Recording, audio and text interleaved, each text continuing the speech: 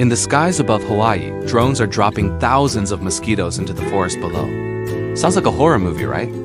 But here's the twist, these mosquitoes might save an entire species of birds from extinction. Hawaii's native honeycreepers, tiny, colorful birds that once filled the islands with song, are vanishing. 50 species once thrived here. Today, only 17 remain, and most are endangered. The biggest killer? Not hunters, not deforestation, but mosquitoes?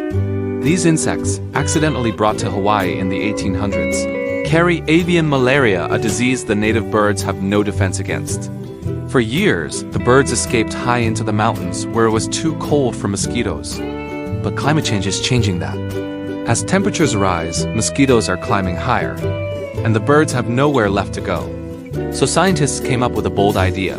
What if we could fight mosquitoes with mosquitoes? In a California lab, researchers raised millions of non-biting male mosquitoes infected with a harmless bacterium called Wolbachia. When these lab-raised males mate with wild females, their eggs don't hatch. No next generation. Over time, the mosquito population collapses without a single drop of pesticide.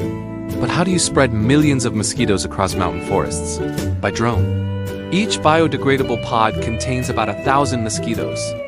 Drones fly over remote parts of Maui and Kauai, releasing up to 1 million mosquitoes every week. Yes, 1 million! It's the world's first use of drone-based mosquito control project for wildlife conservation. Dr. Chris Farmer from the American Bird Conservancy says, if we don't break this cycle, we're going to lose our honeycreepers. It's a race against time. If this incompatible insect technique works, it could buy enough time for honeycreepers to recover, maybe even evolve resistance to the disease.